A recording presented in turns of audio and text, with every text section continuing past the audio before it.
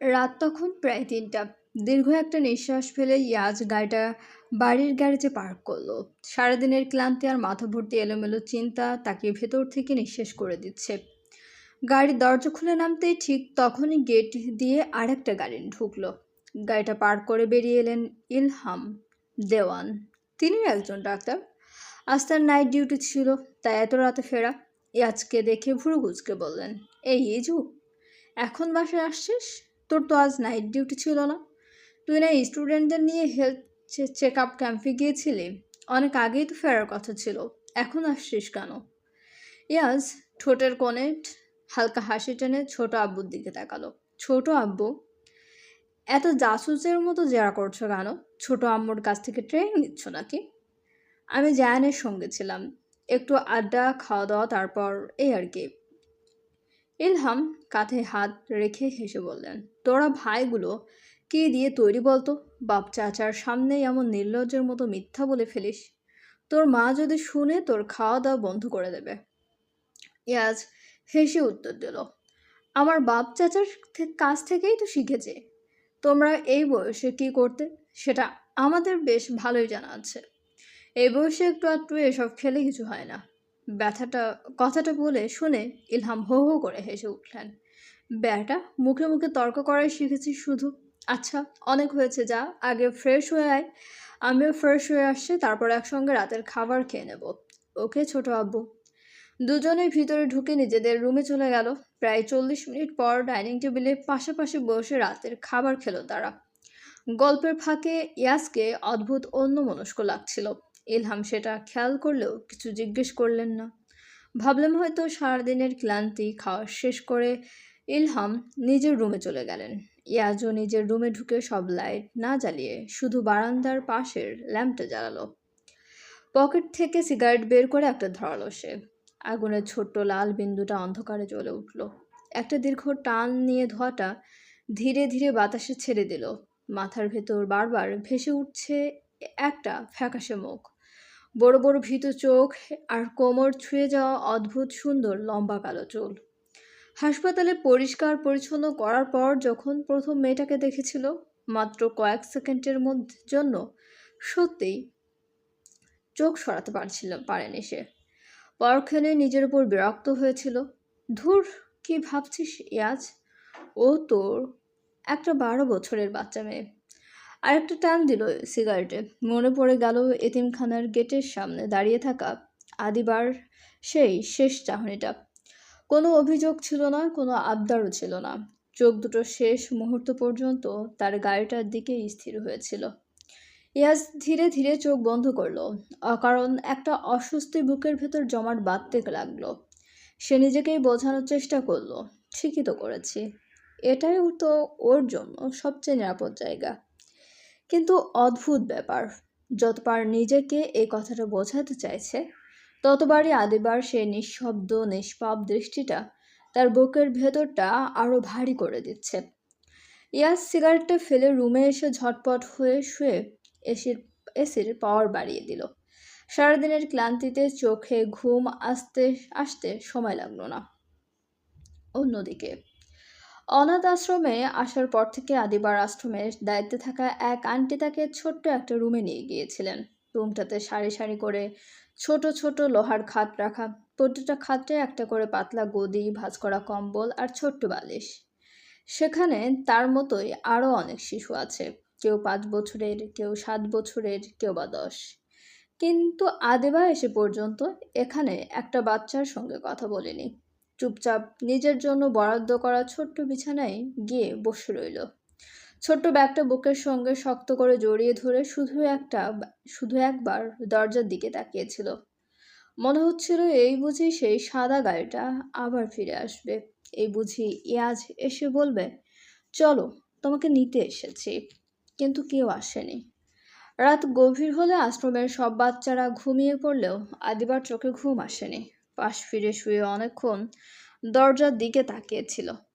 একসময় না জানতেই চোখ বেয়ে কয়েক ফোঁটা পানি গড়িয়ে পড়েছিল বালিশে।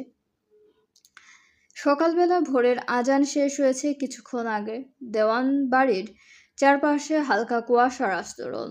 বাগানের ঘাসের ডগায় শিশির জমেছে, চারদিকে এক প্রশান্ত নীরবতা।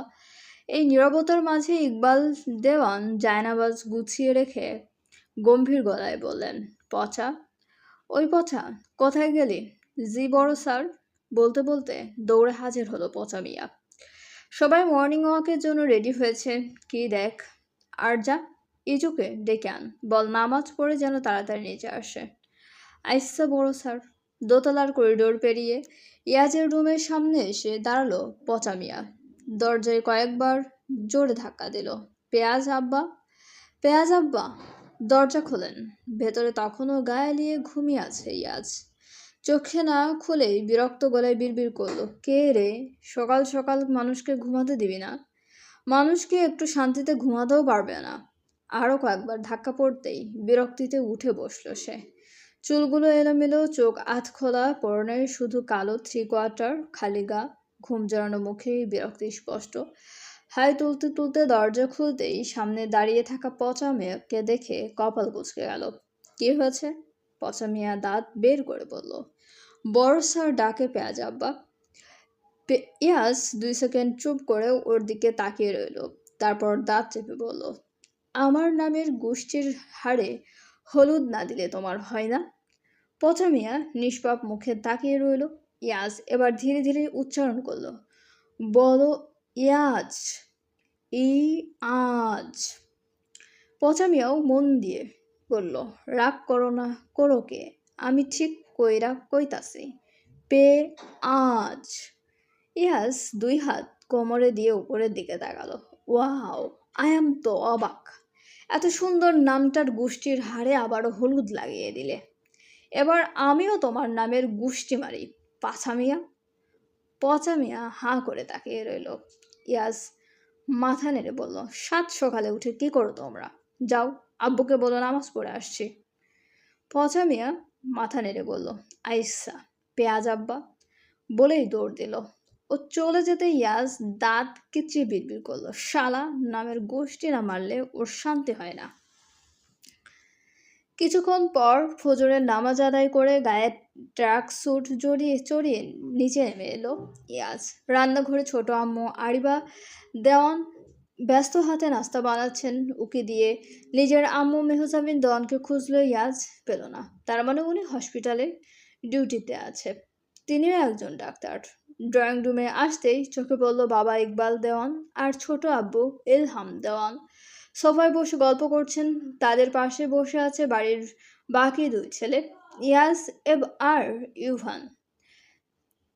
ইয়াসের বয়স 23, ঢাকা বিশ্ববিদ্যালয়ের অনার্স 3য় বর্ষের ছাত্র, লম্বায় প্রায় 6 ফিট। 3 ভাই একই রকম লম্বা, ফর্সা। ইয়াস হলো ইয়াজের আপন ছোট ভাই, আর ইউভান ওর বয়স 24, ছোট আব্বুর একমাত্র ছেলে, সেও বিশ্ববিদ্যালয়ে পড়ে। গায়ের রং উজ্জ্বল শ্যামলা, চোখ চলটা ধারালো। ইয়াজকে দেখে ইউভান দুষ্টু হাসি দিয়ে বলল, ও হো ইজু ভাই, অবশেষে ঘুম ভাঙলো। ইয়াজ কোনো উত্তর দিল না, চুপচাপ গিয়ে কানে হেডফোন গুঁজে নিল।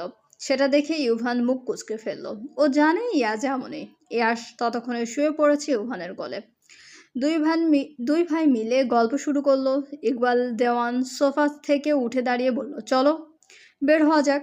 ব্যাস 5 জনে একসঙ্গে বাড়ি থেকে বেরিয়ে পড়ল। সামনে ইকবাল দেওয়ান আর ইলহাম দেওয়ান ধীর পায়ে হাঁটছেন, নিজেদের মধ্যে গল্পে মশগুল। তাদের থেকে বেশ খানিকটা পেছনে 3 ভাই। ইয়াজ কানে হেডফোন লাগিয়ে নিজের ছন্দে জগিং করছে, আর তার 2 পাশে ইয়াজ আর ইউভান, দুজনের মুখ বন্ধ হওয়ার কোনো লক্ষণই নেই। হঠাৎ করেই তাদের সামনে এসে দাঁড়ালো একজন 3য় লিঙ্গের ব্যক্তি। দুজনে জগিং থামিয়ে মাথা তুলে তাকালো। লোকটি ইয়াসের একেবারে সামনে এসে দাঁড়াতেই ইয়াস ভুরু কুঁচকে জিজ্ঞেস করলো, কি চাই ভাই? লোকটি কোনো ভনিতা না করে সোজাসাপটা করলো, বলল, টাকা দে। ইয়াস 2 হাত ছড়িয়ে অসহায় মুখে বলল, ভাই সত্যি বলছি টাকা আনে নাই, জগিং করতে বের হয়েছি, মানিব্যাগ বাসায় রেখে এসেছি।